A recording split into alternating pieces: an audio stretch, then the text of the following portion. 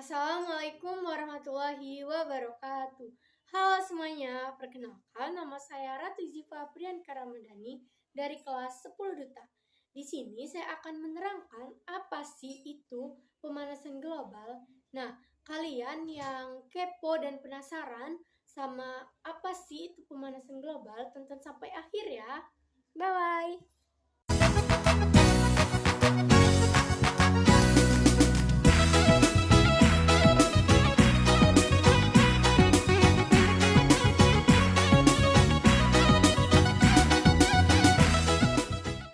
Pemanasan global atau global warming adalah peningkatan suhu rata-rata atmosfer, laut, dan daratan di bumi akibat meningkatnya konsentrasi gas rumah kaca seperti karbon dioksida yaitu CO2, metana yaitu CH4, dan dinitrogen oksida yaitu N2O.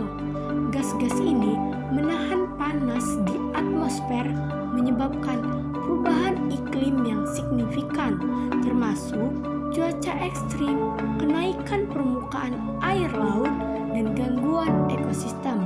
Pemanasan global itu disebabkan oleh aktivitas manusia seperti pembakaran bahan bakar fosil, yaitu batu bara, minyak, dan gas, deforestasi, serta industri dan pertanian yang menghasilkan emisi gas rumah kaca dalam jumlah besar. Proses terjadinya pemanasan global. Yang pertama, sinar matahari masuk ke atmosfer. Sebagian besar sinar matahari masuk ke atmosfer dan mencapai permukaan bumi. Lalu yang kedua, permukaan bumi menyerap dan memantulkan panas. Bumi menyerap sebagian energi matahari dan memantulkannya kembali dalam bentuk radiasi inframerah. Lalu yang ketiga, gas rumah kaca menahan panas. Gas seperti CO2, CH4, dan N2O di atmosfer menangkap panas yang seharusnya keluar angkasa. Lalu yang keempat, yaitu yang terakhir, suhu bumi meningkat. Karena panas terperangkap, suhu rata-rata bumi meningkat, menyebabkan perubahan iklim. Gambar di atas adalah proses terjadinya pemanasan global. Penyebab pemanasan global yang pertama, aktivitas manusia. Yang aktivitas manusia itu yang pertama, pembakaran bahan bakar fosil, penggunaan batu bara, minyak, dan gas alam untuk energi menghasilkan karbon dioksida yaitu CO2 dalam jumlah yang sangat banyak. Contohnya pembangkit listrik, kendaraan bermotor, dan industri. Lalu yang kedua, deforestasi yaitu penggundulan hutan. Pohon menyerap CO2, tetapi penebangan hutan itu mengurangi kemampuan itu. Contohnya, pembukaan lahan untuk pertanian dan pembukaan lahan untuk permukiman. Lalu yang ketiga, industri dan pabrik. Proses industri menghasilkan gas rumah kaca seperti CO2 dan metana, yaitu CH4. Contohnya, produksi semen, baja. Lalu yang keempat, pertanian dan peternakan. Hewan ternak seperti sapi menghasilkan metana yaitu CH4 dari sistem pencernaannya. Penggunaan pupuk kimia juga meningkatkan emisi dinitrogen oksida yaitu N2O. Lalu yang kelima, limbah dan pengelolaan sampah yang buruk. Sampah organik yang membusuk di tempat pembuangan akhir menghasilkan metana yaitu CH4. Pembakaran sampah juga menghasilkan CO2. Lalu yang kedua, faktor alami.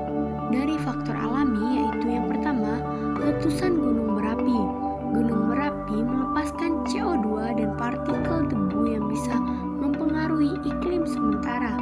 Lalu yang kedua, perubahan aktivitas matahari. Fluktuasi energi matahari dapat mempengaruhi suhu bumi, tetapi dampaknya kecil dibandingkan aktivitas manusia. Lalu yang ketiga, perubahan arus laut. Pola arus laut seperti El Nino dapat menyebabkan pemanasan global sementara.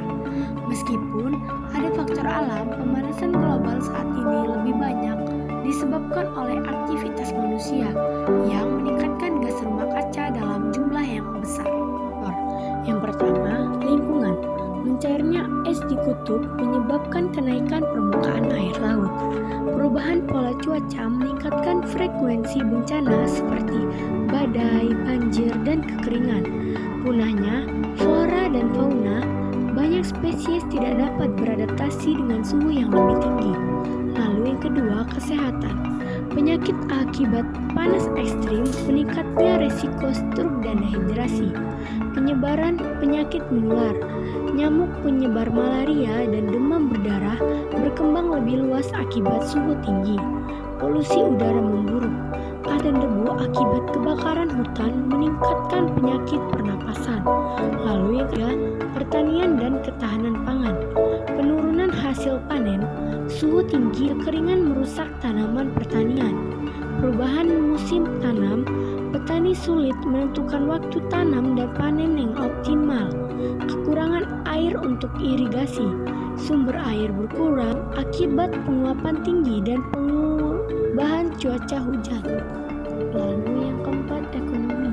Kerugian akibat bencana alam, banjir, badai, dan kebakaran hutan menyebabkan kerusakan infrastruktur dan properti.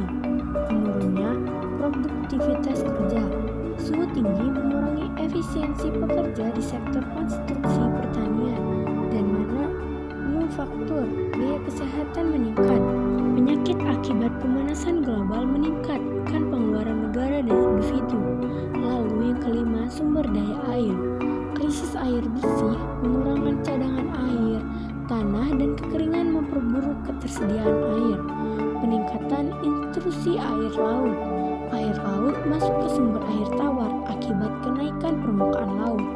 Lalu yang keenam, kehidupan sosial dan keamanan. Migrasi dan pengungsi iklim, banyak orang pindah akibat naiknya air laut dan kekeringan. Konflik sumber daya, perebutan air dan lahan subur dapat meningkatkan ketegangan sosial dan politik. Pemanasan global bukan hanyalah masalah lingkungan, tapi juga mengancam kesejahteraan manusia secara luas. Oleh karena itu, diperlukannya tindakan nyata untuk mengurangi emisi gas rumah kaca dan beradaptasi dengan perubahan iklim. Mengatasi pemanasan global, yang pertama, mengurangi emisi gas rumah kaca, beralih ke energi terbarukan, yaitu menggunakan tenaga surya, angin, dan hidro untuk menggantikan bahan bakar fosil, meningkatkan efisiensi energi, menggunakan peralatan hemat energi, dan mengurangi konsumsi listrik yang berlebihan, menerapkan transportasi ramah lingkungan, menggunakan kendaraan listrik, transportasi umum, dan bersepeda untuk mengurangi polusi. Lalu yang kedua, melestarikan hutan dan ekosistem, reboisasi dan penghijauan, menanam kembali pohon untuk menyerap karbon dioksida, menghentikan deforestasi, melindungi hutan dari penebangan liar dan alih fungsi lahan yang rusak, konservasi keanekaragaman hayati, menjaga ekosistem agar tetap seimbang dan mampu beradaptasi terhadap perubahan iklim. Lalu yang ketiga, mengurangi polusi dan baik, daur ulang, kompos, dan mengurangi sampah plastik untuk menekankan polusi, mengurangi penggunaan bahan kimia berbahaya, menggunakan produk ramah lingkungan untuk mengurangi emisi beracun, meningkatkan kesadaran lingkungan, edukasi tentang pentingnya menjaga lingkungan sejak dini. Lalu yang keempat, menerapkan gaya hidup berkelanjutan, menghemat air dan energi, menggunakan air seperlunya, dan mematikan peralatan listrik yang tidak digunakan, mengurangi konsumsi daging. Peternakan menghasilkan gas metana yang tinggi, sehingga mengurangi konsumsi daging dapat membantu. Menggunakan produk ramah lingkungan, memilih produk lokal dan organik yang lebih berkelanjutan.